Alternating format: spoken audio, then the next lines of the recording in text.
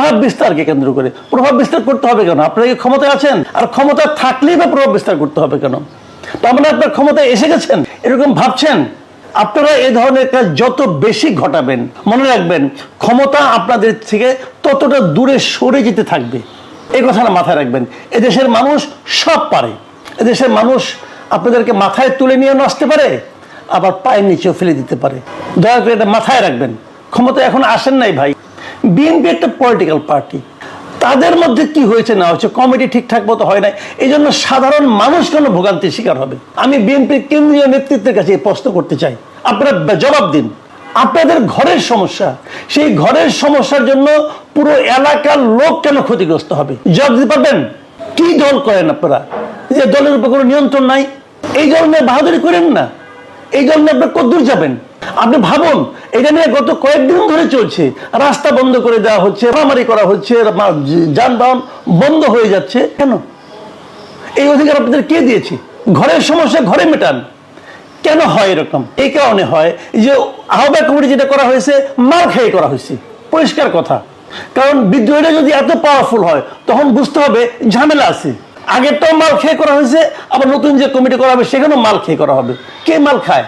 সেই মালের ভাগ সেন্ট্রাল কমিটি পর্যন্ত ওঠে। আমি দায়িত্ব নিয়ে বলছি।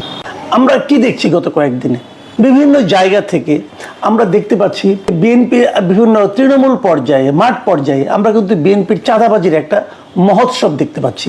যে চাঁদাবাজির কাজগুলো আগে আওয়ামী লীগের লোকরা করতো, আওয়ামী লীগের বিভিন্ন অঙ্গ সংগঠনের লোকজন করতো, সেটা কিন্তু বিএনপির অনেক লোকজন করছে বলে আমরা অভিযোগ পাচ্ছি। প্রত্যন্ত অঞ্চলে যে চাঁদাবাজি চলছে এখনো, সেই চাঁদাবাজিটা আসলে কারা করছে?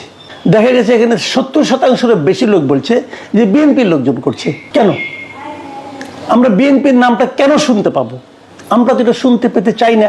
30শে মার্চ সন্ধ্যায় এই ঘটনাটা ঘটেছে লক্ষ্মীপুরের রামগঞ্জে একজন বিএনপি নেতা আহত হয়েছেন। ইন্টারেস্টিং বিষয় হলো যে ছাত্রলীগের একজন নেতা বাড়িতে বিএনপির কয়েক গ্রুপের লোক হামলা চালিয়েছে। সেখানে ওখানকার স্থানীয় বিএনপির একজন নেতা আজিজুর রহমান বাচ্চু মোল্লা, উনি গিয়েছিলেন থামানোর জন্য, এবং থামাতে তো পারেনি, উল্টো বিএনপির লোকরা তার উপরে অ্যাটাক করেছে যে কেন সে থামাতে গেল। এখন এই বাচ্চু মোল্লা লোকটাকে, এই আজিজুর রহমান বাচ্চু মোল্লা হলো আমাদের এই সরকারের একজন গুরুত্বপূর্ণ এবং প্রভাবশালী উপদেষ্টা মাহফুজ আলমের বাবা। মাহফুজ আলমের বাবা সেখানকার ইসাপুর ইউনিয়ন বিএনপির সাংগঠনিক সম্পাদক। মাহফুজ আলমের বাবা, সে তো বিএনপি করতেই পারে, তা আমার কোনো প্রবলেম নাই। কিন্তু লক্ষ্য করুন, তার দুটো পরিচয়। একদিকে সে বিএনপি করেন, বিএনপির একজন নেতা, আরেকদিকে উনি একজন উপদেষ্টার পিতা।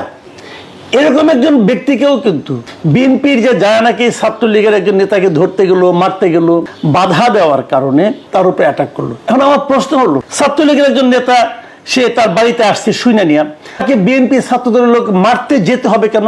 এটা খুব ন্যায়নীতিপূর্ণ কাজ। বিএনপিকে এই কথা বলে তোমরা কোনো ছাত্রলীগের পরিবার পাবা, অথবা ছাত্রলীগ আগে করতে, এখন তো ছাত্রলীগ নিষিদ্ধ সংগঠন নিষিদ্ধ হয়েছে, তো ওই লোকটাকে হাওয়া হয়ে যাবে? ওই লোকটাকে মাটির নিচে ঢুকে যাবে? ওই লোকটাকে তার বাড়িতে যাবে না, গেলে তার বাড়িতে যে অ্যাটাক করতে হবে? এটা কি কোনো আইনসম্মত কাজ? বিএনপি এই ধরনের কাজকে সমর্থন করে না। তাকে মারার জন্য কয়েকটা গ্রুপ বিএনপি লোক ওখানে গেল, যা ওটা কি ঠিক হয়েছে? হয়নি। বাচ্চু মোল্লা সাহেব যে তাদেরকে থামাতে গেলেন, অন্যায় করেছেন? অন্যায় করেননি, উনি একটা ভালো কাজ করেছেন। তো তাকে সবাই চেনে, লোকটা বিএনপি করে, এবং তার উপর সে মাহফুজ আলমের বাবা, সেই হিসেবে তো একটা গুরুত্ব পায়। তো সেই লোকটাকে আপনারা ছাড় দিলেন না, তাকে মারলেন, মেরে আহত করলেন, তাকে হাসপাতালে যেতে হলো। এটা কি বিএনপি রাজনীতি? আমার তো মনে হয় না। আমি ইদানিং তারেক রহমান সাহেবের যে সমস্ত কথাবার্তা শুনি, তার সঙ্গে তো এই রাজনীতির কোনো মিল নেই। তাহলে কেন হলো? যেমন ধরেন, ঈদের আগের রাতে মৌলভীবাজারের শ্রীমঙ্গলে একটা টমটম পার্কিংকে কেন্দ্র করে বিএনপির দুই গ্রুপের মধ্যে সংঘর্ষ হয়েছে। কার সঙ্গে মারামারি হয়েছিল? বিএনপির আরেকটা গ্রুপের সঙ্গে। কেন ভাই? ঘটনাটা কি? আইন আপনারা নিজের হাতে তুলে নিচ্ছেন কেন? এটা কি চাঁদাবাজিকে কেন্দ্র করে? ইয়েস, চাঁদাবাজিকে কেন্দ্র করে। প্রত্যেকেরই ভাই আছে, জেলা কমিটি থেকে শুরু করে সেন্ট্রাল কমিটির মধ্যে ভাই আছে। এই অমুক ভাইয়ের রাজনীতি করে, সে অমুক ভাইয়ের লবি করে, এগুলি হয় রে ভাই, এইগুলি ছাড়তে হবে। তারেক রহমান কি বলে শুনেন? আমি মনে করি তারেক রহমান উচিত হবে, উনি সব জানেন, ওনার উচিত হবে কোন ভাই কোন লাইন মেনটেন করতেছে, এই ভাইদের দু একটাকে সরান। আপনি চাইলেই পারবেন, সরিয়ে দেন। জাস্ট কে কত বড় নেতা ছিল, কত বছর আগে কি করছিল, ওগুলি বহুত দেখা আছে। এগুলো দিয়ে চলবে না।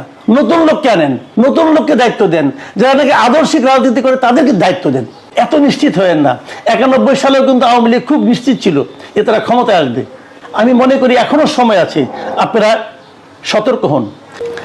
মাহফুজ আলমের বাবার এই ঘটনার পর ওখানে একটা বিক্ষোভ মিছিল হয়েছে।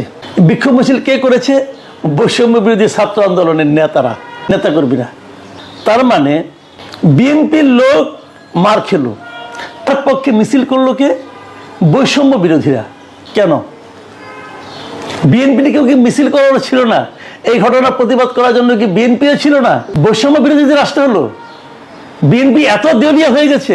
আবার যদি উল্টো দিক থেকে বলি, যত জায়গায় এরকম ঘটনা ঘটে, বিএনপি লোকজন আহত হয়, সব জায়গায় কি বৈষম্য বিরোধী ছাত্ররা মিছিল করে, বিক্ষোভ মিছিল করে? কেন করে না? তাহলে বিএনপির এই নেতাকে বৈষম্য বিরোধী ছাত্ররা এত আপন মনে করলো কেন? এটা কি মাহফুজ আলমের পিতা হিসেবে? মাহফুজ আলম তো বৈষম্য বিরোধীর সঙ্গে এখন আর নাই, সে তো সরকারের পার্ট। তাহলে বৈষম্য বিরোধী ছাত্র আন্দোলন কি সরকারের পার্ট? ভাই, এই সমস্ত প্রশ্ন কিন্তু উঠবে।